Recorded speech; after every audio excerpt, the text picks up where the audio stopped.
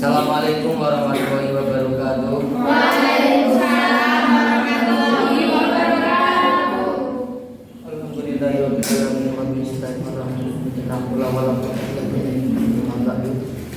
Yang saya hormati Bapak Ilhami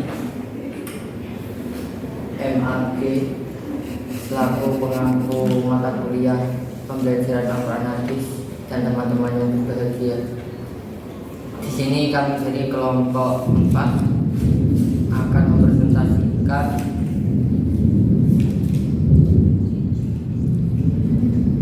prinsip relevansi pembelajaran Quran Hadis dan perkembangan peserta didik. Sebelum presentasi dimulai, mari kita berdoa terlebih dahulu. Berdoa dimulai. Bismillahirrahmanirrahim.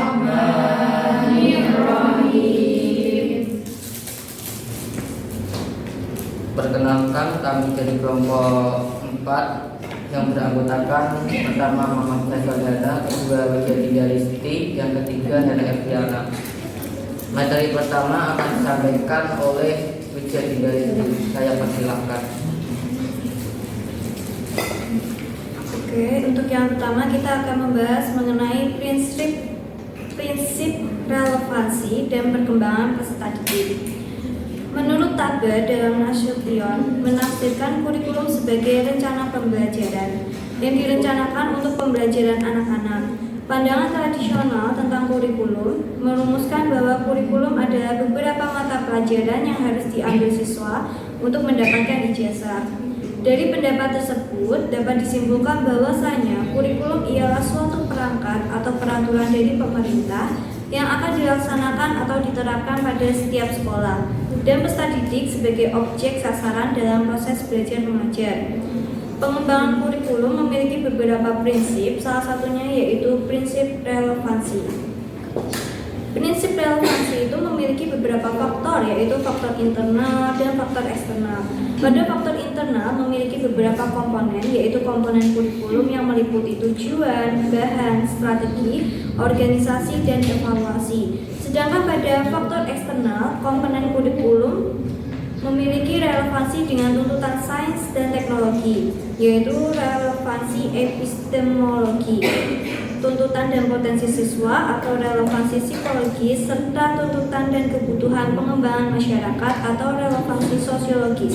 Artinya, setiap kurikulum yang diterapkan pada setiap sekolah harus memperhatikan kebutuhan lingkungan masyarakat dan peserta didik sehingga mendapatkan feedback yang bermanfaat bagi peserta didik di masa yang akan mendatang. Selain itu, dengan menerapkan prinsip relevansi yang disesuaikan dengan kebutuhan sekolah, maka akan meningkatkan mutu pendidikan.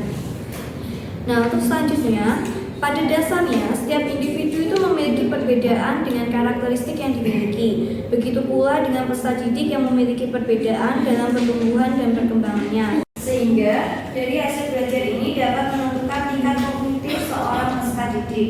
Hasil belajar itu mendeskripsikan kemampuan kognitif yang bervariasi. Nah, variasi-variasi nilai yang ada akan menggambarkan perbedaan kemampuan kognitif tiap-tiap individu. Selanjutnya yaitu ada perbedaan dalam kecakapan bahasa. Kemampuan berbahasa ialah kemampuan peserta didik dalam berbahasa untuk mengekspresikan atau menyatakan suatu pendapat, pikiran dan perasaannya dalam bentuk ungkapan kata dan kalimat yang memiliki makna. Faktor yang mempengaruhi kemampuan berbahasa itu dapat dipengaruhi oleh faktor kecerdasan dan faktor lingkungan.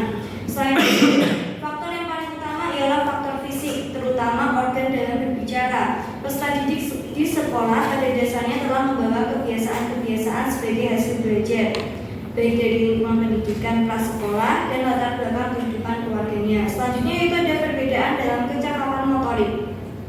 Kecakapan motorik ialah kemampuan untuk melakukan koordinasi kerja syaraf motorik yang dilakukan oleh saraf pusat untuk melakukan berbagai kegiatan. Nah, kemampuan motorik ini dipengaruhi oleh kematangan pertumbuhan fisik dan tingkat kemampuan berpikir seseorang.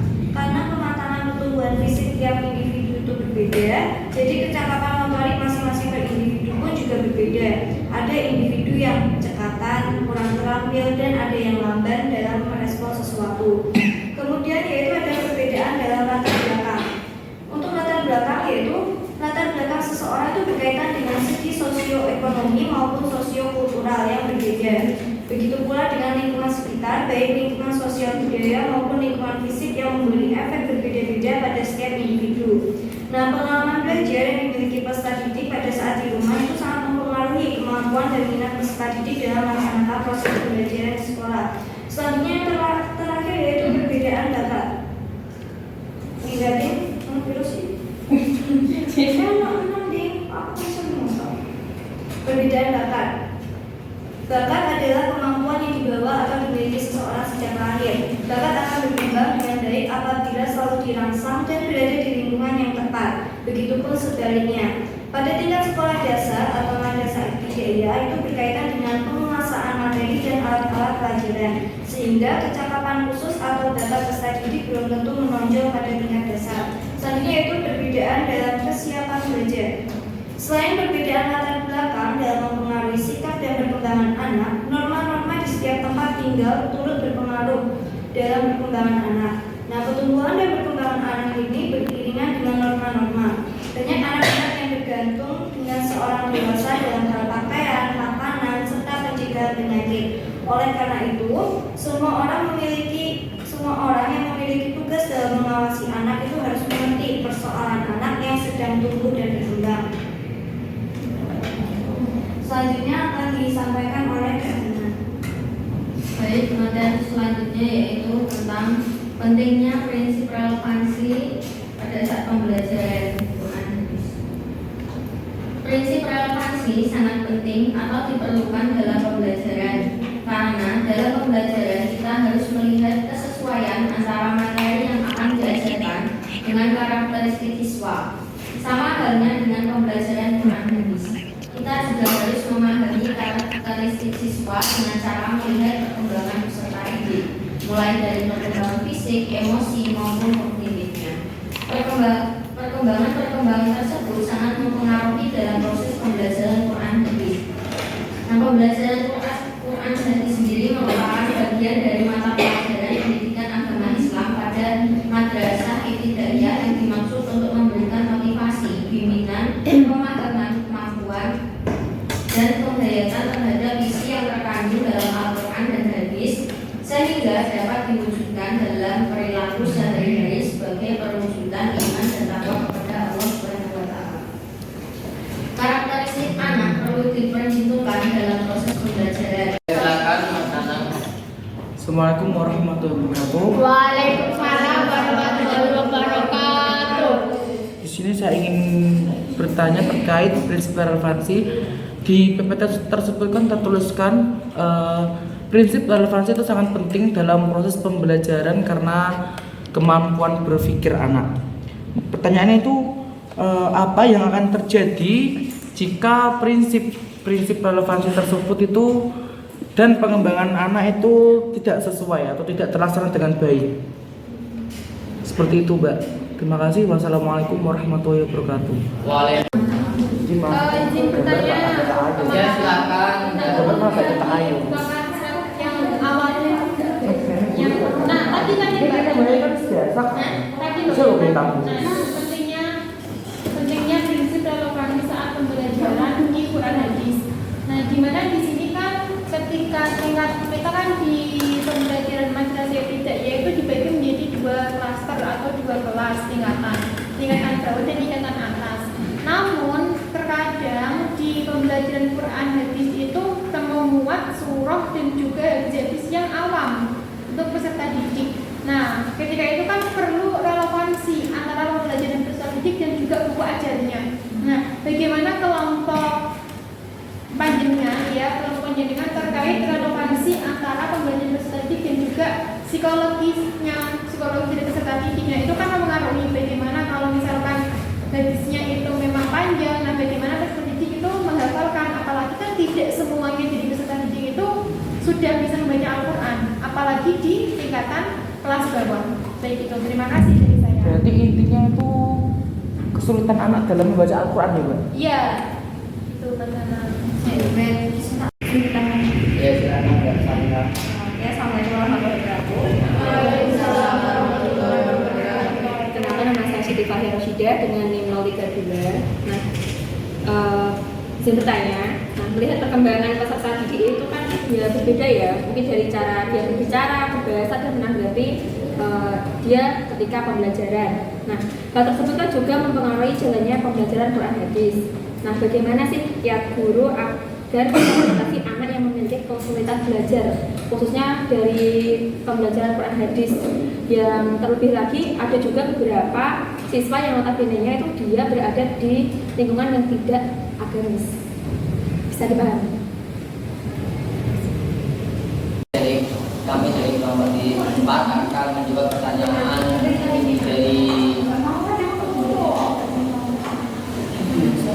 dari Mas Nanang akan dijawab oleh Mbak Nana. Saya persilakan. Saya akan mencoba menjawab pertanyaan dari Mas Nana, yaitu apa yang akan terjadi jika prinsip-prinsip relevansi dan perkembangan anak didik dalam proses pembelajaran tidak terlaksana dengan baik, gitu ya Mas? Jawabannya, apabila kurikulum tidak relevan dengan kebutuhan peserta didik, maka kurikulum tersebut tidak akan membekali para siswa dengan sejumlah pengetahuan, keterampilan, dan sikap yang sesuai dengan kondisi pendidiknya, sehingga mereka tidak dapat menjadi peserta didik yang baik. Dan hal itu juga akan mempengaruhi jalannya proses dan hasil pembelajaran siswa yang bersangkutan. Bagaimana Mas Nana? Saya kembalikan kepada moderator. Pertanyaannya yaitu, apakah materi Quran hadis relevan dengan perkembangan usia peserta didik? Ini boleh. Materi Quran hadis menurut saya sudah relevan dengan perkembangan peserta didik karena sudah diatur dalam KMA Kementerian dan sudah dirancang secara baik. Baik, terima kasih Profesor atas jawabannya yang telah diberikan. Pertanyaan selanjutnya akan dijawab oleh Mbak Dinda. Di sini saya akan menjawab pertanyaan dari Mbak Ika yang mengenai bagaimana kiat guru mengatasi anak yang memiliki kesulitan belajar Quran hadis yang notabene-nya dia itu berada di lingkungan yang kurang mendukung atau tidak agamis. Nah, guru itu dapat mengupayakan dengan mengelola pembelajaran terlebih dahulu. Dulu sebelum memulai pembelajaran, guru itu kan harus membuat RPP atau rencana pelaksanaan pembelajaran, sehingga proses pembelajaran itu kan dapat berjalan dengan baik. Nah, kemudian guru sebagai pengajar itu juga harus dapat melaksanakan pembelajaran dan membantu siswa yang sedang berkembang untuk mempelajari yang belum diketahuinya, membentuk kompetensi dan memahami materi standar yang dipelajari. Selain itu, guru juga harus memiliki kemampuan untuk mengenali pergerakan siswa. Sebab, bagaimanapun juga siswa memiliki perbedaan karakteristik sendiri, termasuk kemampuannya. Hal ini juga harus perlu dipahami oleh guru agar dapat mengelola program belajar mengajar dengan tepat, walaupun pelaksanaan pembelajaran yang didiagnosis dengan penyajian kembali mata pelajaran dengan tujuan bagian-bagian mana yang belum dikuasai siswa atau kesulitan yang dihadapinya. Nah, untuk itu juga, untuk mengetahui prestasi belajar siswa, pendidik itu dapat menggunakan bermacam tes, salah satunya yaitu POS test. Gunanya untuk mengetahui sejauh mana siswa menerima pelajaran yang telah diberikan untuk memperoleh feedback. Dan guru juga dapat mengetahui tingkat kemampuan peserta didik pada saat belajar di anak. Terima kasih.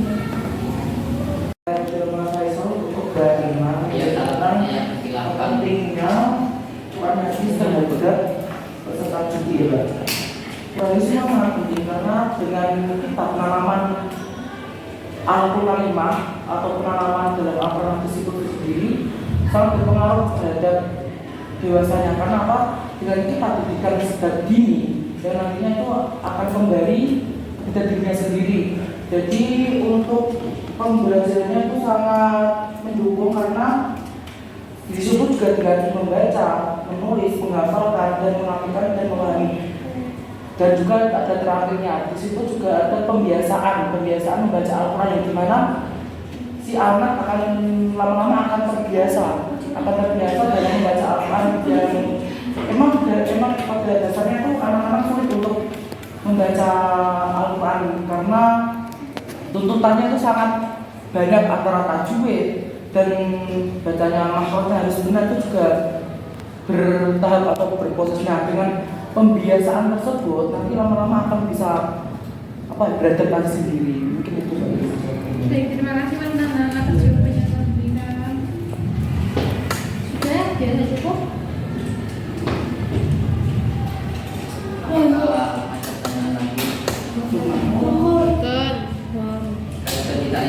Jika sudah tidak ada yang pertanyaan lagi, mari kita akhiri dengan bacaan hamdalah.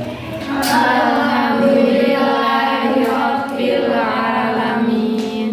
Jika ada kesalahan, kita mohon maaf dan bersabar. Akhirul kalam, assalamualaikum warahmatullahi wabarakatuh. Waalaikumsalam warahmatullahi wabarakatuh.